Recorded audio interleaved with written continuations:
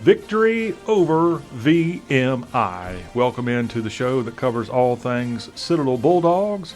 Jon Rawl's my name, and we are here for the next hour or so to talk about the big victory. The Silver Shako is back at its rightful home, Charleston, South Carolina.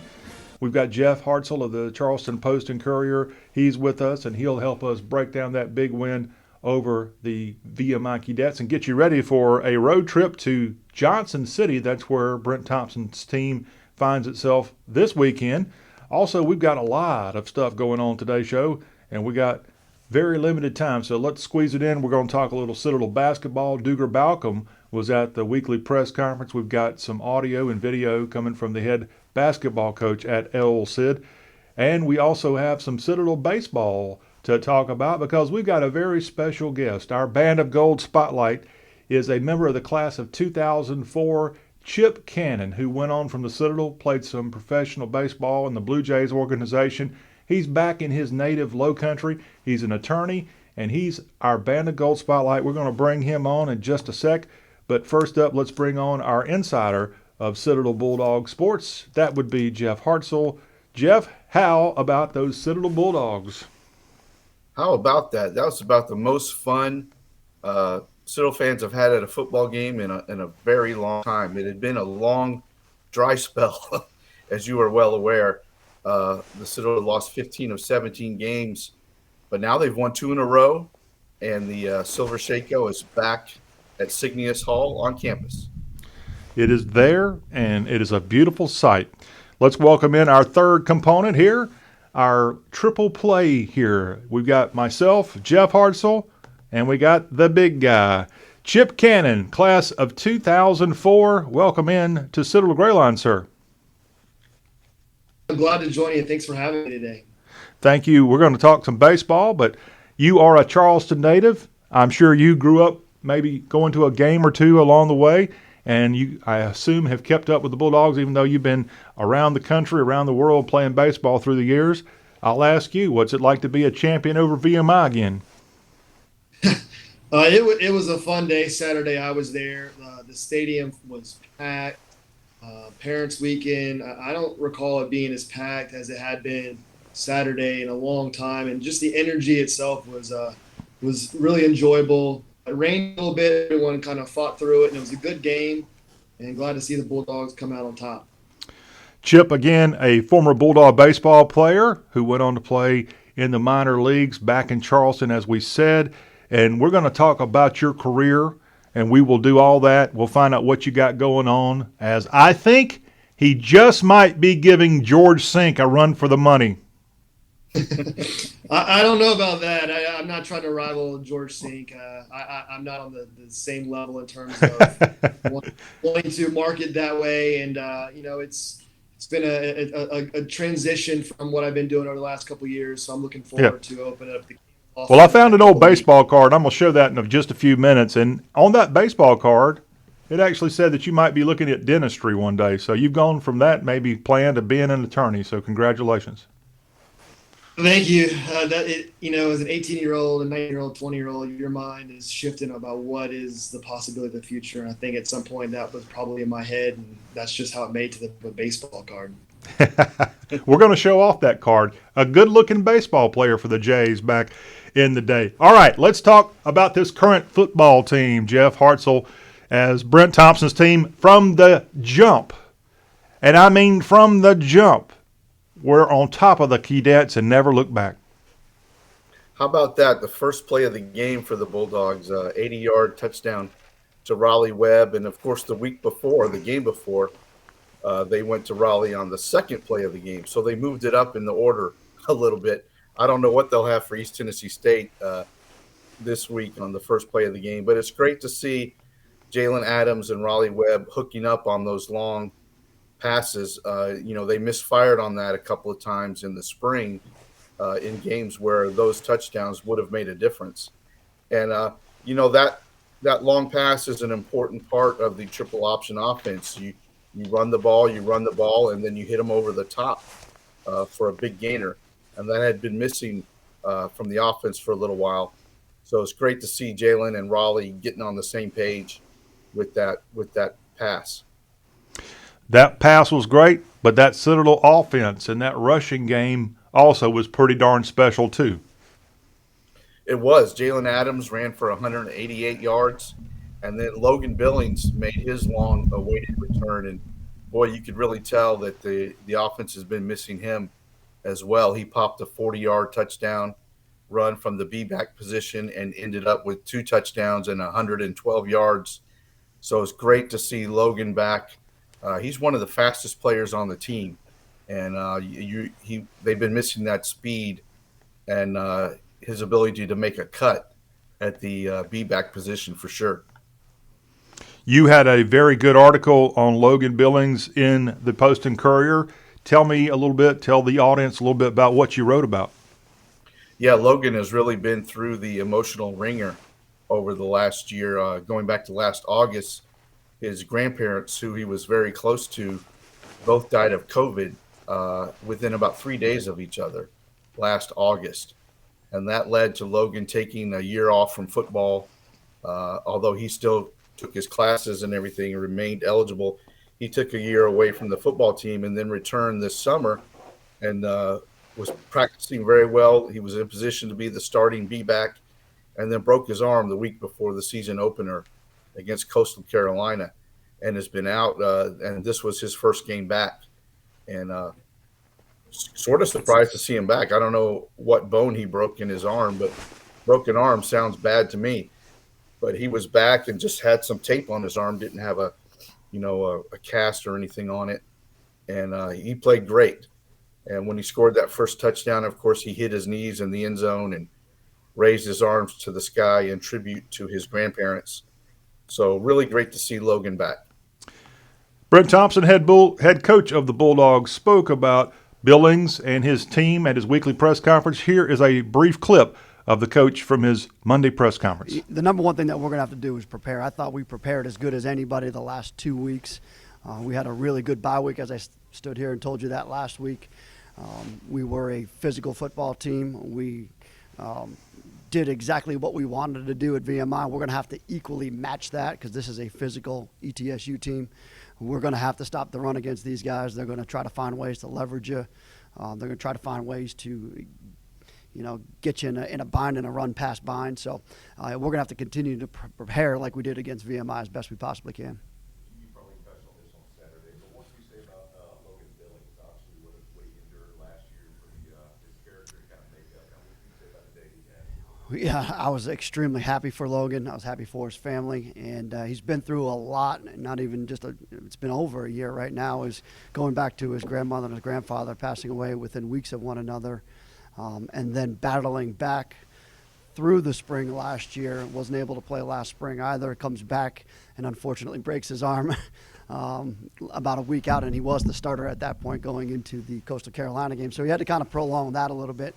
But I'll say this about Logan is he always stayed positive. He always stayed upbeat about it. And he handled the injury about as good as anybody can handle that situation. Didn't get down about it, didn't go off into a corner and sulk. He stayed with his teammates, and he knew that he was going to get back as soon as he possibly could. And when it happened, he said it right for the VMI game. And he actually came back a little bit at the end of our bye week, which was nice.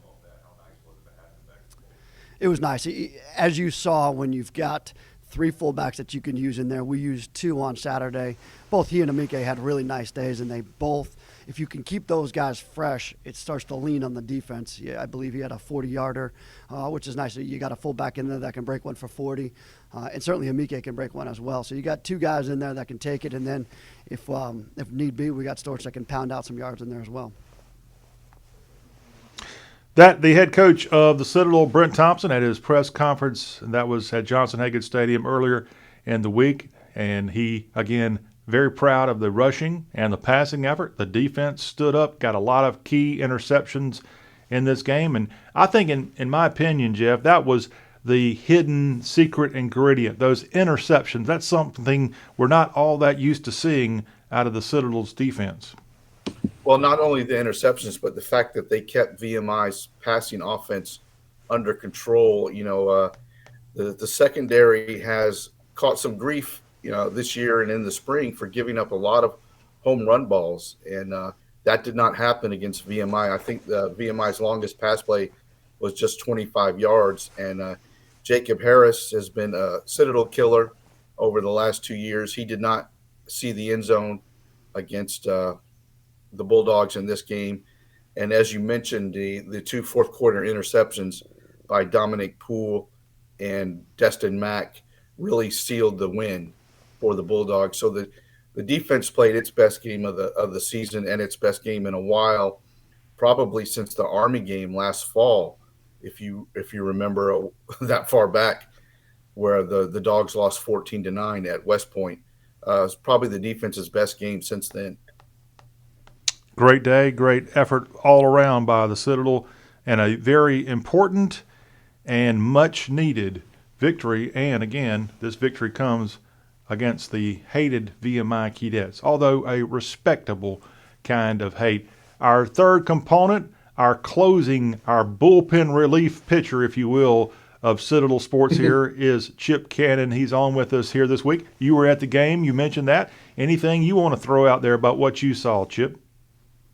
I thought a big part of the game too was late in the second half. The VMI was driving towards, I think it was maybe into the fourth quarter, and forced a big turnover by Harris, who fumbled there at the 5-10 yard line, and the Bulldogs recovered that. And that was a big momentum shift because VMI just looked dejected at that point. They had already switched from one quarterback to the second, and they were driving and kind of build some momentum. So I thought that was a big play and a big turning point for the defense.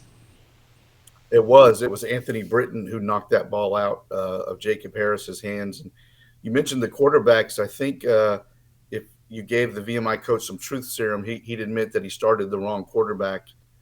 They were both available. Seth Morgan is the guy who led him to the SoCon title last year, and then he got a head injury a couple of weeks ago, and they went with the backup against the Citadel, and that helped the Bulldogs get off to a quick start, a 14-0 start before they switched quarterbacks.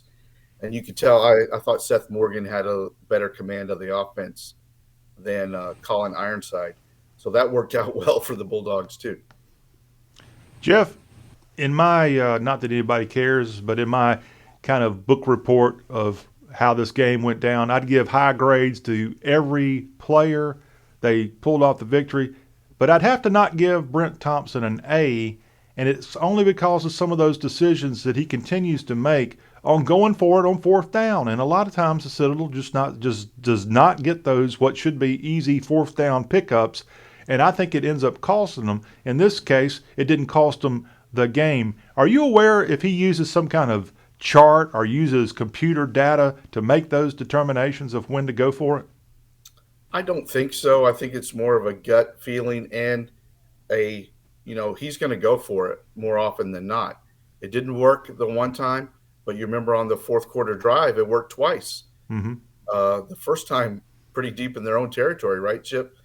It was deep in the territory, and it wasn't so much going for it. I think it was actually the play call, just the jumbo package and trying to hype and just maybe push forward, having for the line surge. And I mean, we don't, we're not typical with an offensive line with 350 hogs who can push the line of scrimmage. I think there's got to be a lot of misdirection, and so to ask guys to kind of have that play in their arsenal. Yes, it can work from time to time, but in a 4th and 1 in your own, I didn't really like the play call. Not so much going for it; it was just the play call itself. And the time it didn't work. That's right. Yeah, they went to a sort of a goal line package, and I think if it was 4th and 1, it was a long one. It was. And yes, and I can see quibbling with the play call in that situation for sure. And I think in the fourth quarter drive, they went to a more normal look and didn't try to go goal line on those situations. But, you got to go for it sometime, especially when you're triple option offense. Your kicker, although he's done well this year, well, he's only had one try, I think. But he is limited. He's not going to kick a 50-yarder. So, you got to be aggressive. And they put it away, with that fourth quarter drive. It wasn't so much going for it. It was just the play call itself. I like the aggressiveness, and I mean, we should be able to scratch out a yard here and there every play. So it's not a problem with the play. going for it is just the call. Exactly. All right. Well, the main thing is we're not sitting here saying that cost the game, because Citadel won the game, and that's what matters. The Silver Shako now back at the Citadel's campus on Moultrie Street in Charleston, South Carolina. We are the Citadel Gray Line. I'm joined by Jeff Hartsell of the Charleston Post and Courier. Our very special guest from the class of 2004 is Chip Cannon this week, our Bulldog insider. I didn't realize we were going to have a third one on here today, but I'm glad. And he's also a guy that knows a little bit about the sport of baseball. We're going to talk about his baseball career. And Chip, if you don't mind, since we are in the official postseason of MLB, I'd like to get your take on this postseason. Is that asking too much? No. I mean, there's only been one game played so far last night, the AL wild card. And one thing I do think baseball needs to try to figure out is resetting some game times. Just starting at 8:00, and as we move further into playoffs, they're going to be starting later and later. And it's just getting to watch the end of the game, which at some time, some of the games can be really what you really want to see, and it's just so late in the night to do so. But the fireworks started early with some home runs early and got Boston out to a quick lead. Yeah. I think the Yankees had some chances to score some runs, and then Phil Nevin, the third base coach for the Yankees, had a mishap of trying to send Aaron Judge on a long double off the monster, which I think cost a run and would have probably changed a little bit of momentum for the Yankees offensively. All right, we'll get more of your take on all these other teams that are in the postseason before we get out of here with, again, our very special Band of Gold Spotlight class of 2004. He is Chip Cannon. Let me remind everybody that we are brought to you in part by IPS Packaging and BigRedPalmetto.store. IPS Packaging and Automation is a name that y'all can trust since all the way back in 1976. IPS Packaging and Automation has been providing manufacturers and e-commerce companies with the very best packaging products and automation in the industry. IPS offers a complete line of packaging products from stretch films and 3M tapes to corrugated boxes, strapping, and equipment automation. IPS Packaging and Automation will analyze and streamline your current methods to improve your packaging process. Give them a call in Fountain Inn, SC, 800-277-7007 to learn more, or visit them today at ipack.com. That's ipack.com. IPS Packaging and Automation is a proud supporter of Citadel Athletics. And we here at the Citadel Gray Line are very happy about IPS. We're also happy about our other co-presenting sponsor, and we're looking for more, by the way.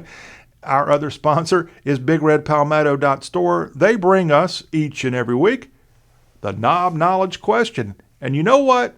We're going to go ahead and ask that because it has something to do with Citadel baseball, and we have a very special Citadel Knob Knowledge question asker here on the Citadel Gray Line. And so we're going to have the question asked, and if you will text your answer to that number you see on the screen, 843-779-8496, we'll send you a $25 gift certificate courtesy of BigRedPalmetto.store. And so with baseball in the air, at least for MLB right now, we're getting ready for Tony Skoll and the Diamond Dogs to get going in a few months. Our guest Chip Cannon has done his research. And in Chip, you have come up with this week's Knob Knowledge question. That's right, John. So the Citadel changed from playing at College Park to Riley Park in 1996. The Bulldogs had their first game there in 1996. And the Knob Knowledge question this week is, name the Bulldog, or you can name a position, but the Bulldog preferably, who hit the very first home run in Riley Park. Now that seems pretty easy. I'm sure everybody knows the answer. And if, again, you know that answer, you just text it to 843-779-8496. As Chip has come up with this great question, name the Citadel baseball player that hit the first home run in Joseph Riley Park, home of the Dogs since the late 1990s. And if you can't come up with the actual name of the Citadel player, and it wasn't Chip because he didn't get a chance to play for the Citadel until 2001, but if you can name that special player that hit that first dinger and in the Joe, you get the $25 gift certificate to BigRedPalmetto.store. And if you can't come up with that, we give you a 1 in 9 chance of winning, because if you just tell us what position this player played, that counts too. And I don't think it was probably a pitcher. So really, you got about a 1 in 8 chance? Do you count the designated hitter, though? Chip? Yeah, I forgot about that. Yeah. I'm sorry. I'm more of a National League kind of guy. And some people might not remember Chip Cannon was a good pitcher as well in his Citadel career. What do you think of that? I was just, it came to, I think I was recruited to be a pitcher, but when I got on campus, I think I excelled and got a lot better as a hitter. And then we had some good pitchers early on in my career. Eric Talbert being a SoCon pitcher of the year. We had some good arms. And it got to the point in my junior year where Coach Jordan, we just needed somebody to throw more strikes, who could eat up some innings. And, I still did pitch a little bit in practice and whatnot, but was able to convince Coach Jordan to give me a chance. And, I wasn't ever going to overpower anybody or fool people, but I feel like I could throw strikes and I wasn't going to walk people. And we always took pride in our defense. So if I could throw strikes and have the other team hit the ball and put it in play, we felt pretty good that we would make that play and eat up some innings. And that's the whole goal. And I kind of shifted into that role the last 2 years of my career. We are talking to Chip Cannon this week. Chip, stand by. We're about to get to your whole life story, so go get the Kleenexes on standby because if I do my job, you'll be just crying like a baby here in a second. But let me first of all thank Hayes Lothian of Charleston. He is the one who suggested that we get Chip on here because Chip, again, something we'll talk about in a minute, not only is he in the Citadel Athletics Hall of Fame, he is a new member of the Charleston Baseball Hall of Fame. Salute. It was a big honor to get a phone call to say, hey, you're going to be inducted into the Charleston Baseball Hall of Fame. And Dave Eccles and the guys over the River Dogs, the staff over there, had a wonderful presentation, and they're just very honored and something that I'll be able to look at and show my kids. Unfortunately, they weren't around when I was playing baseball, but that can be some sort of indicator to them that I was actually at some point decent at playing the game. Well, we're going to learn more about it. Let's quickly clean up all the football. We got to talk about something called football. So let's clean up the football talk, maybe throw in a little basketball, then we'll get to baseball. Jeff, this week the Citadel Bulldogs on the road at ETSU. ETSU this year has already knocked off Vanderbilt.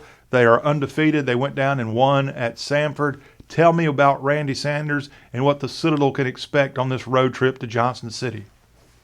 Well, it's a tough game and it's a big game.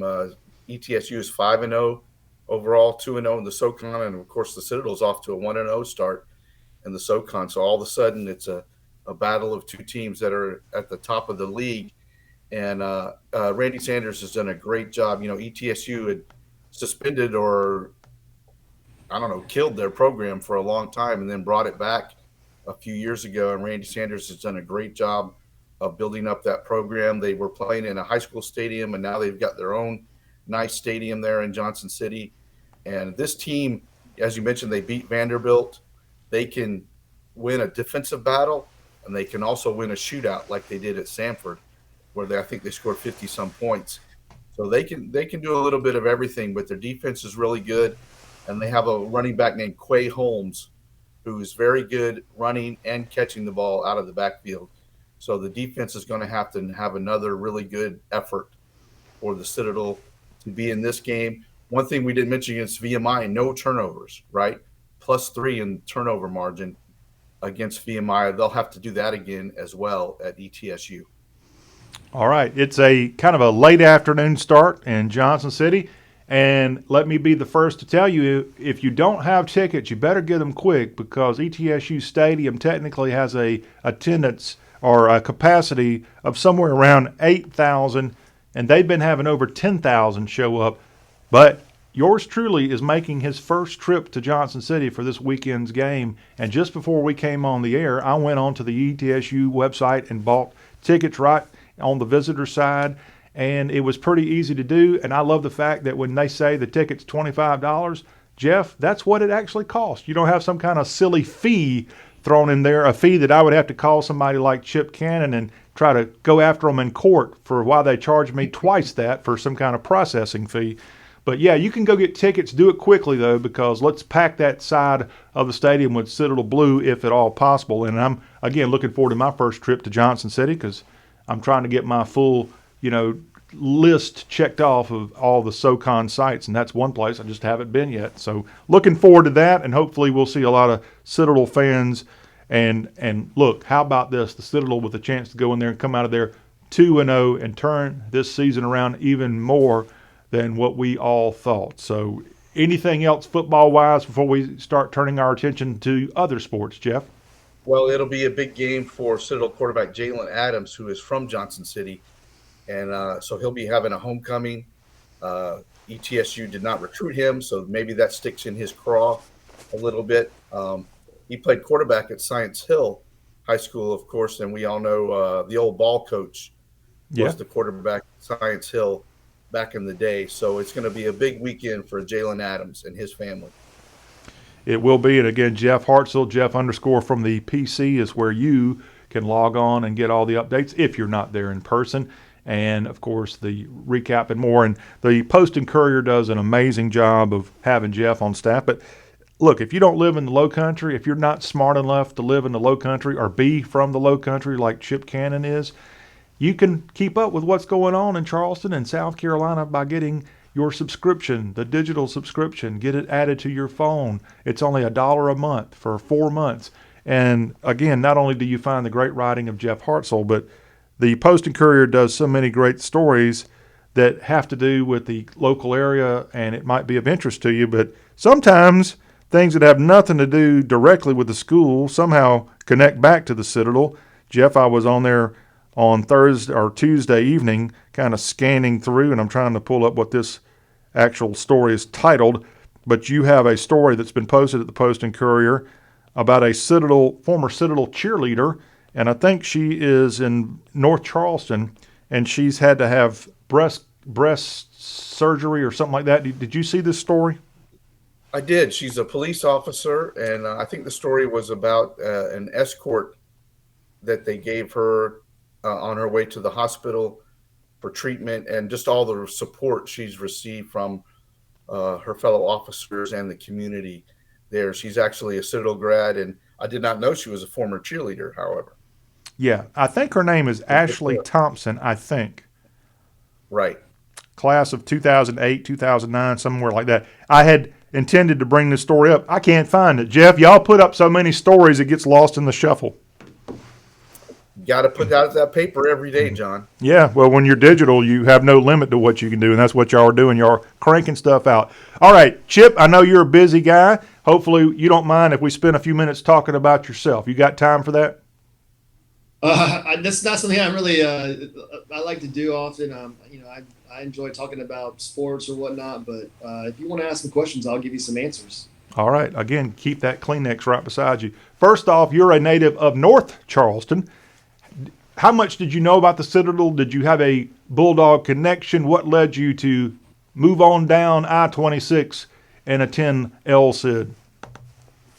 I'm born and raised here, grew up in North Charleston, and I went to Buste Academy, from early on, from early elementary school. And there was a kid in my class who turned out to be one of my best friends who ended up playing football at the University of North Carolina in Chapel Hill. But his name was Skip Seagraves. Skip and I were in the same class and started at school, and for years we were just best of friends. And lo and behold, Skip's dad was Al Seagraves, who was the running backs coach at the Citadel under Charlie Taff at the time.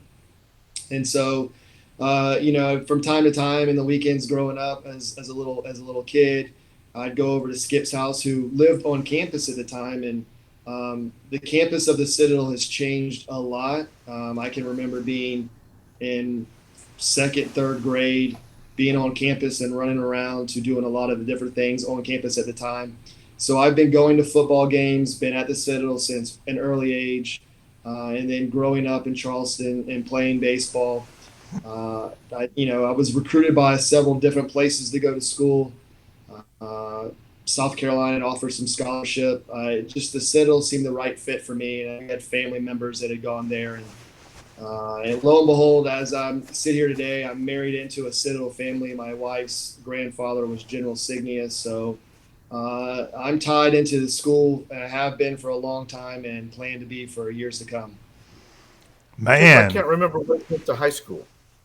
So that's a good question. So in 1995, my dad worked at the shipyard over here in North Charleston, and that was the time that Bill Clinton shut down the base, essentially. And so my dad was given the option to go to Hawaii, to Pearl Harbor, or to go back work civil services over in Killeen, Texas. And so he made the decision to go to Texas. And so I actually went to high school in Texas, which I think was a good thing because the sports are good here in South Carolina, but sports are at a different level in Texas. And just the overall quality, I think it wasn't that there was, you still had good teams and bad teams, but I think just the level of play from top to bottom was just so deep. And, playing against guys who have played in the big leagues back in high school, I think that made me a better player. Than I got on campus at the Citadel, and I got a lot better from working with the coaching staff there. And so I was one of those, I wouldn't say a late bloomer, but I certainly got better as I got older. did you get a scholarship or did you have to walk on? I was on scholarship at the Citadel. I mean, Coach Jordan was very generous with what was offered to me. And, I had some other offers from other places around the country. But I always knew I wanted to come back to South Carolina and be home. And I knew my parents were going to come back when my dad was able to retire. And that's what happened. So it was never a question of where I wanted to be. And then, it just worked out where Coach Jordan made a very generous offer and then kind of fit into it. And, we started out my freshman year with, I believe it was 7 scholarship guys. And by the time we finished, there was really only 3 of us. So there's some people that left for different reasons. Maybe they were unhappy with how they were playing or whatnot. Some were far from home. But it worked out for me. And I'm kind of one of these, everyone's asking me, like, well, how about your class? Well, I feel like I'm in this hybrid area in 2004 where I was part of 3 championship teams, 01, 02, and 04. And those teams have the makeup of the class of 02 and 03 who had some big components in the early part of my career, and then the class of 05 who was a year behind me, but that was very involved in the championship in 2004. So, I'm kind of in this middle ground of who do I really am I close with? I can't say it's my class because there's just not many of us.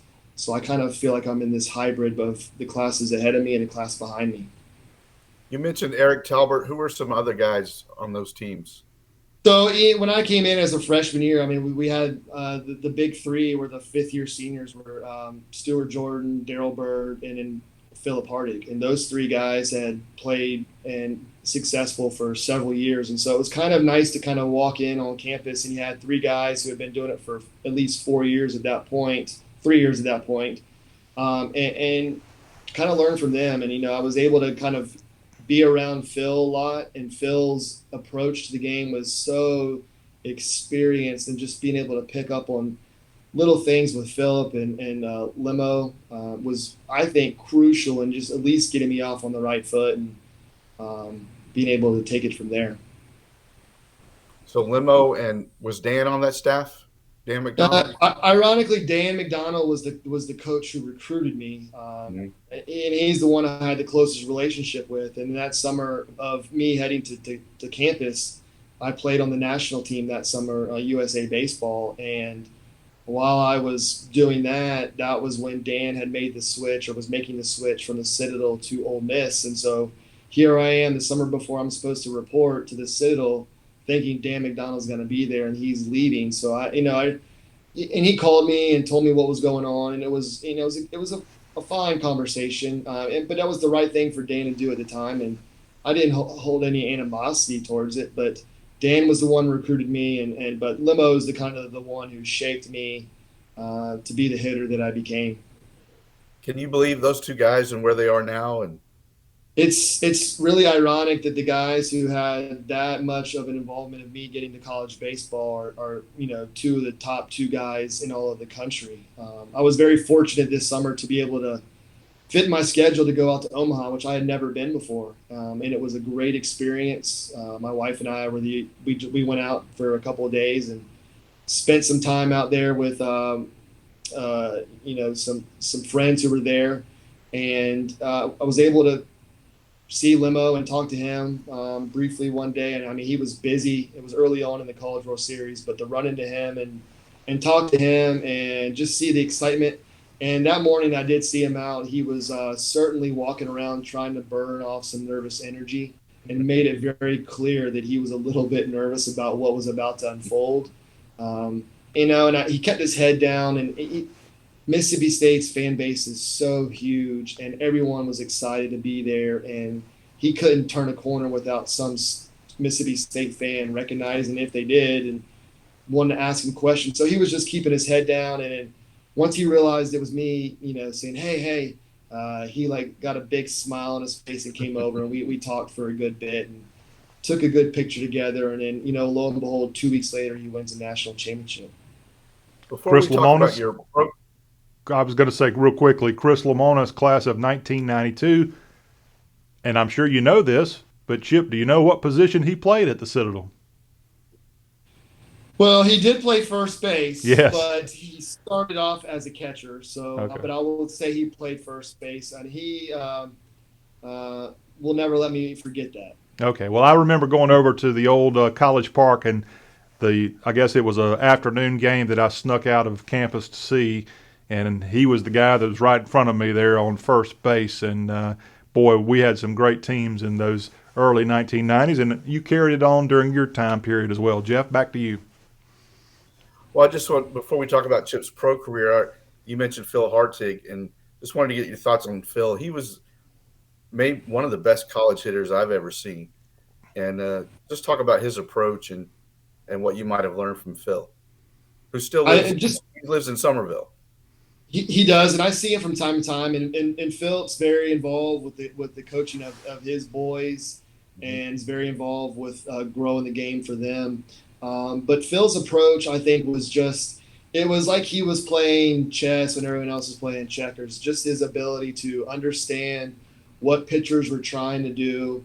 And, he would, in a way, set up pitchers to make mistakes to him. And Philip was really good about trying to control what he wanted to do in an at-bat. And, I thought that was big. Instead of trying to go up there and be so aggressive and swinging at everything, Philip was able to control the strike zone and work himself into good counts. And then whenever you threw something out over the plate, what Philip was looking for, Philip never really missed those opportunities. And he had statistically the best 4 years of probably anybody who's ever played college baseball. And Chip, when you were at the Citadel, the SoCon tournament was still at Riley Park? It hadn't moved to Greenville at that point, and so we had the luxury of being able to play at Riley Park. And playing at Riley Park in May, you can guarantee two things: one, the infield was going to be hard, and two, it was going to be windy. So those two elements played well for Bulldog baseball, just because we had to put the ball in play and go station to station primarily, because we just played in the big field.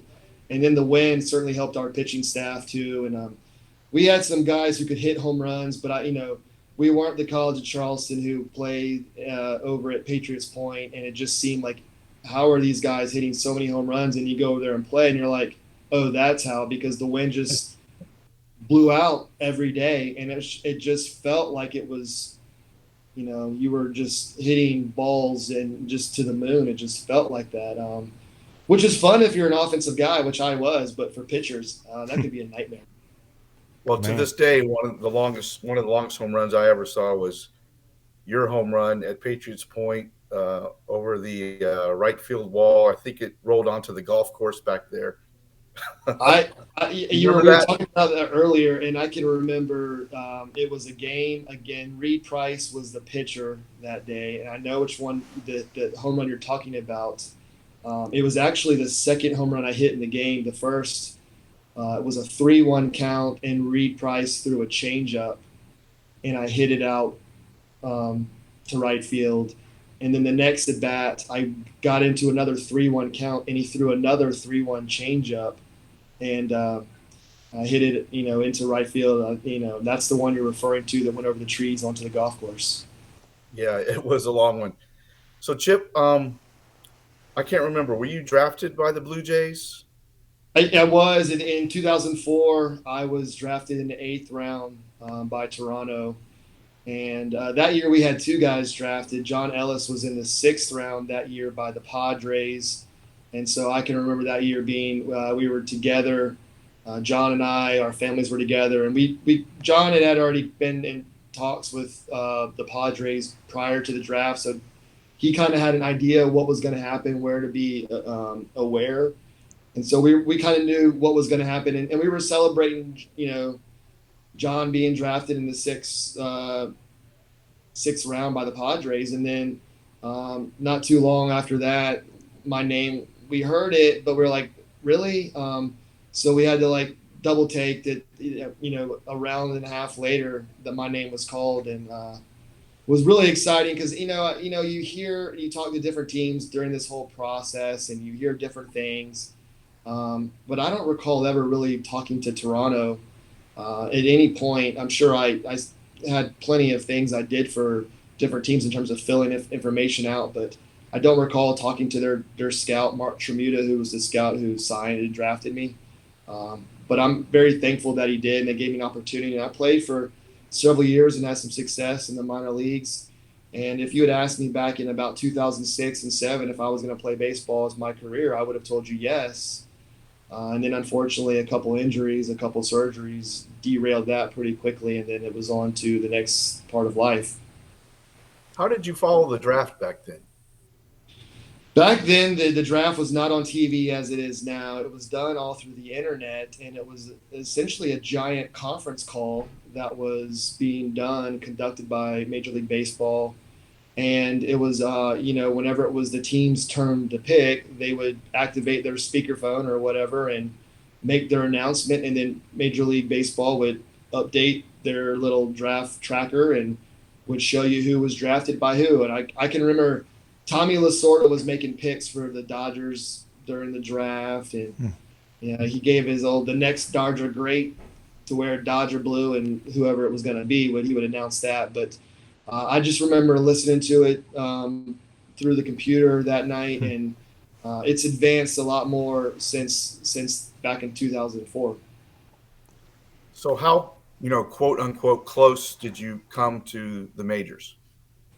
So the ironic thing is I was in Major League camp several years, and in 2006, after having 2 good years in 05, I believe I collectively hit 280 with 32 home runs and close to 100 RBIs that year. So I had a great year in 2005, and it jumped 3 levels. Got to AA that year. The next year I came back and started in AA, and I think I hit 250, 260 with another 27 home runs. And I felt like I was in a good place at that point. That fall, I went to the Arizona Fall League, which for some people who aren't familiar with that is an invitation-only opportunity put on by Major League Baseball. And it's essentially every Major League team picks 5 or 6 of their best prospects that they foresee are going to be in the big leagues for the next 2 years that are going to help them.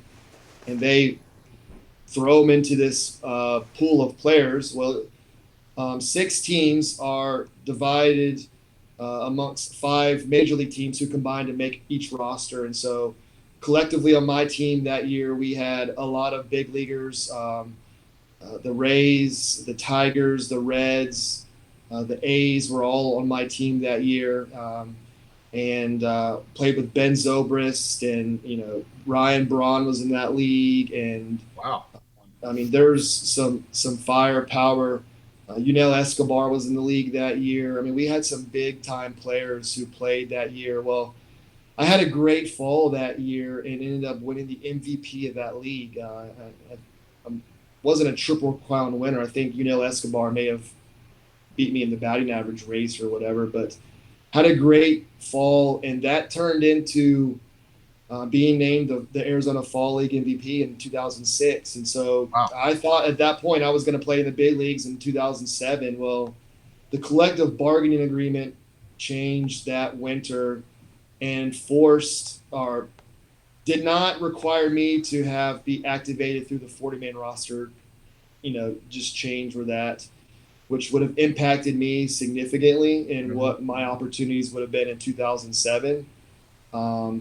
And so I did not get put on the 40-man because they didn't have to. And in 2007, Lyle Overbay broke his hand, who played first base for Toronto at the time, broke his hand from being hit by the pitch.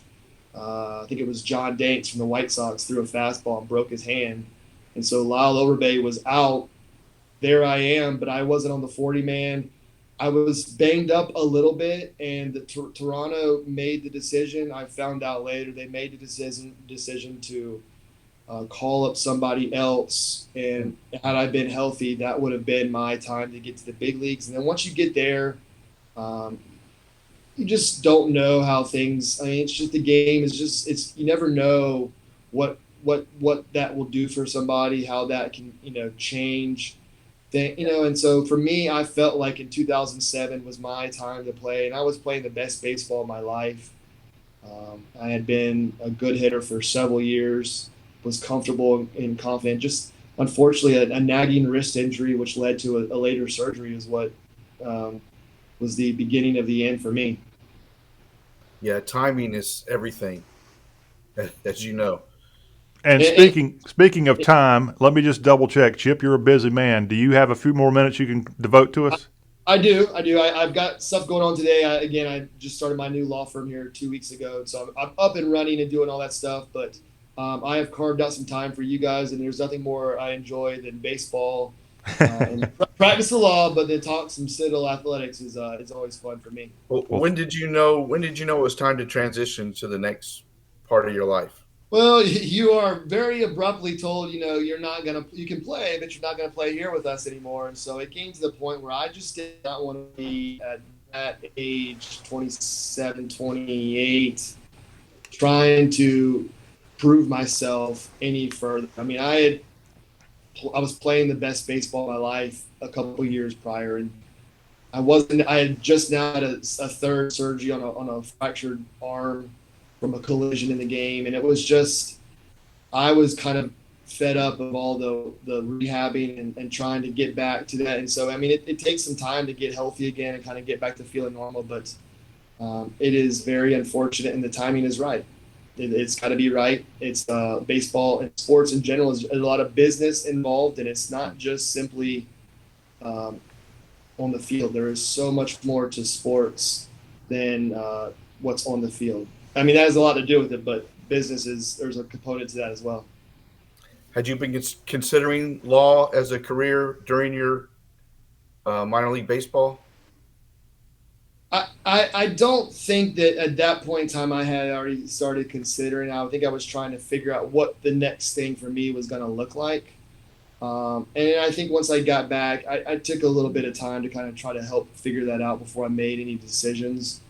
Because law school it's difficult to go back to school when you hadn't done school in several years. And for me to go from what I have been doing to try to transition into being back in school was not something that I just wanted to do. It took some time to figure that out, but it happened and it's worked out, and I've enjoyed it, and it's been a lot of fun to help people. You've been a prosecutor and you've worked for several law firms, and now you're starting your own firm. Just talk about that and what your goals are, and what's your firm called? Chip Cannon Law, or it's the Cannon Law Firm, and it's the Cannon Law Firm, and I've done all my logo and stuff, and I've done it in Citadel colors, so it's easily recognizable and associated with that.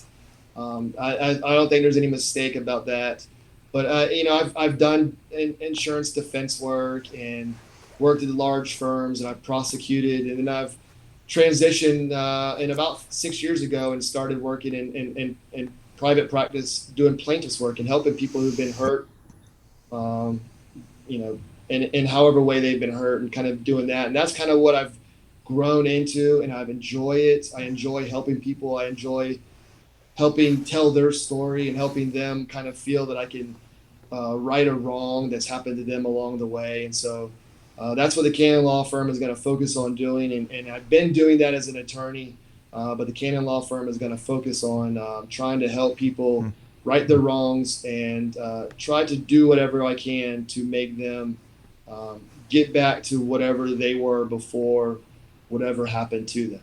So that's my goal. And Chip, you mentioned you got the logo coming in Citadel colors. I've got the perfect hashtag if you want it. Go ahead, give it to me. Instead of fire those cannons, it can be hire that cannon. That's pretty good. I think that could work. Is Danny Reed the originator of Fire Those Cannons? He is, and he's now the voice of the Georgia Southern Eagles. Yeah. And I heard that recently on one of the ESPN3 broadcasts. I haven't heard it that much, but I did hear the commentator say that.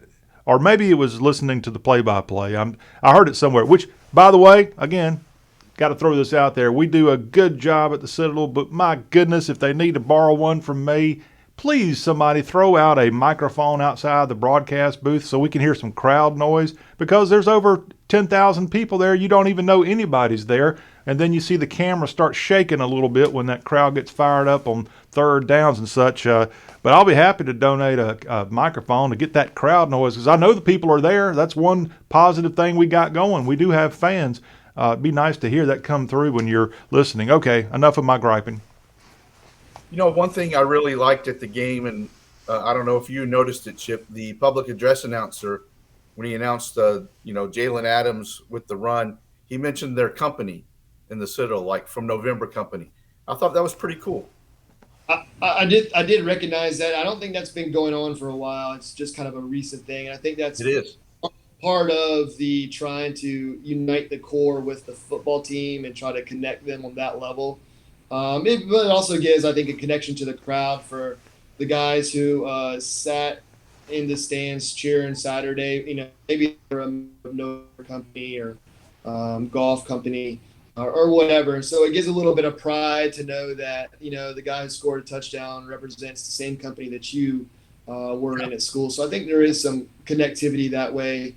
I did not hear any Lima company coming out on Saturday, so maybe we need to get some skill positions into that company, but something that was kind of cool and unique to hear. And I'm assuming you're a Lima alum? I am a Lima 2004. I was in the old law barracks, and I think the year or two after they tore it down, they rebuilt it. But I had the privilege of the no AC, the old core, as some would call it. Yes, I too also benefited from that wonderful no AC day.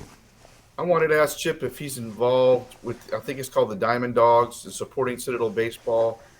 And if you are, what's it going to take to get the program turned around a little bit? What are your thoughts? Yeah, I'm glad you did ask that. The Diamond Dogs I am part of that club, and that's we have a golf tournament coming up here in October. It's Friday, October 29th, being held at Stono Ferry. Someone can reach out to me if they'd be interested in wanting to play. But it's the baseball team is unique in that it's historically been one of the best sports on campus. And I think everyone takes pride in that, and especially the players who have played in the past, they certainly are very aware of what's going on. I think the keys to kind of getting back to Citadel baseball, I do think there's an evolution of what the player is today as what it was 5, 10, 20 years ago. It's just different ball. It's a different game. And then Coach Scholes just having to deal with just how people are and social media. I think there's just a lot of it's a different type of student athlete he's recruiting today, and that's difficult. The Citadel's not for everyone, and I think the Citadel has been successful in years past whenever we have recruited good hard-nosed players, and those hard-nosed players have developed while they've been on campus and become better than what was probably expected. And then you throw in a Dallas McPherson along the way, or a Philip Hardig, or a Richard Jones, maybe one of those guys that you probably sneak away from Clemson or Carolina. You get one of those guys and you add them to the mix of what you are developing. And that has historically been the recipe of what the Citadel has been, successful on. And I just think that some of the development has probably not been at the level or the speed that Coach Skoll would like to see. But I know he's working hard to try to kind of get back to that. And if there's anyone is disappointing how it's been to this point, I know it's Coach Skoll, but I think Coach Skoll's got a lot of backing in his corner. And, he knows how to do it. He's done it for a long time, and he's got a lot of resources to work with. So we're hopeful that Bulldog baseball will return to the status of what it's been in years past. And speaking of Bulldog baseball, here on Citadel Gray Line, Chip Cannon came up with this week's Bulldog trivia question, our knob knowledge question. And let me throw this out here one more time because we have not had a correct guess thus far. And the question that Chip came up with is, Joe Riley Park opened up around 1996. What was the name of the Citadel baseball player that hit the first home run inside the Joe? And if you know that answer, you will get a $25 gift certificate from BigRedPalmetto.store. First player to ever hit a home run inside Joe Riley. And if you get that correct guess, you get the gift certificate. And we made it a little easier. If you can't tell us that player's name, if you just tell us what position that player played at El Cid, well, we'll throw in the $25 gift certificate for that answer too. And again, the number you need to call is right here, or text 843-779-8496. That's where you can text that correct guess to 843-779-8496. 96. Gentlemen, when I was doing research leading up to having Chip Cannon come on the show, I actually stumbled upon a video put out by the Citadel baseball team's recruiting office, and it's a pretty neat little 2-minute video. If you all don't mind, I'm going to play this real quick because it kind of talks more about Citadel baseball and the incredible opportunity that awaits a high school person to come on to Citadel, to the campus, and be a potential next Chip Cannon.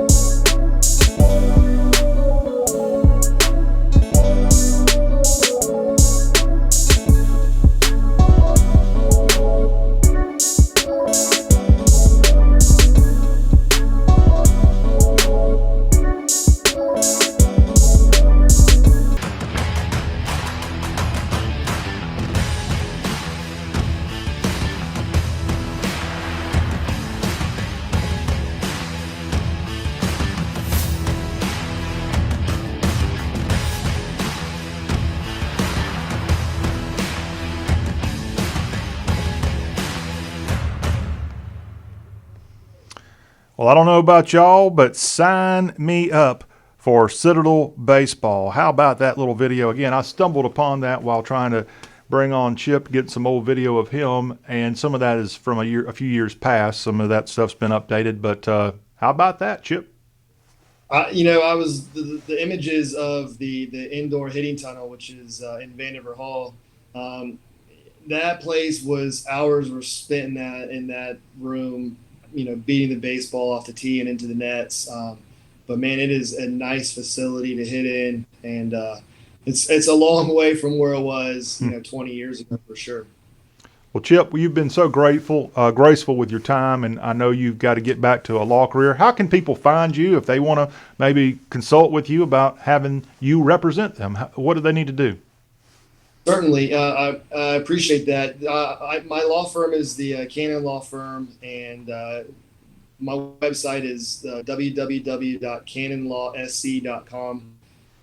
That website is up and being built right now. They can reach me at my business office. Office number is 843-790-0816. And so if anyone needs help with anything, certainly reach out, give me a call. They've been hurt on the job, whatever. It doesn't matter. Just give me a call. We'll talk about it. We'll find out. We'll strategize and figure out what works for you and kind of help you get you back to where you need to be. So yeah, and remember, hashtag hire that cannon. Chip, before you go, though, got to get your take. Who's going to win the World Series this year? It's a good question. I think, in October, postseason baseball is based on pitching and front of rotation pitching. And I think the Dodgers have the experience. They may be down one starter, but they still have Scherzer in there, and they've got a pretty legitimate chance. I know they're playing the wild card. They won 106 games, but they're a wild card game tonight. But playing the Cardinals, but they're playing a hot team with the Cardinals. But it's a winner take all tonight to kind of keep moving on. But I do like the Dodgers and how they've played all year. I mean, that's indicative of how they've been from the beginning to the end. 106 wins. I like the Dodgers. All right. Well, Chip, thank you again. Citadel class of 2004 member. And we look forward to catching up with you again, and best of luck with everything you got going on, and congratulations in your new induction into the Charleston Baseball Hall of Fame. Thanks, John. Thanks, Jeff. Thanks, guys, for having me, and I enjoyed it. All right. Great to see you, Jeff. Great to see you. You too. Thank you very much. All right, Jeff, let's wrap up real quick. Again, a reminder, Citadel football at ETSU this weekend. It's a mid-afternoon kick. Jeff, what is the keys to victory for Brent Thompson's team? The keys to victory, I think, are much like they were against VMI. On defense, keep everything in front of you. Don't give up the big play. On offense, limit turnovers and hit the big play when it presents itself, as they did against VMI. And with that, they might just be able to walk out of East Tennessee with a victory on Saturday. Jeff, anything else we need to get across here? No, just wanted to mention we try to keep up with soccer and volleyball. The volleyball team went 2-1 last week. Last week was a pretty good week for Citadel Athletics. The soccer team went 1-1. They're 8-4 overall, 2-2 in the SoCon. And Suzuka Yosu was named the SoCon Offensive Player of the Month for September. Very good. Very good information. All right, Jeff. _ from the PC is how you can catch up with Jeff, and we look forward to your coverage of this road trip to ETSU. Thanks, John. All right. Thank you all very much, and we'll be right back here next week with a recap of that game and what lies ahead for the next opportunity for Bulldog football. Again, special thank you to Chip Cannon for being on with us, our Band of Gold Spotlight. We will see y'all next time on Citadel Greyline.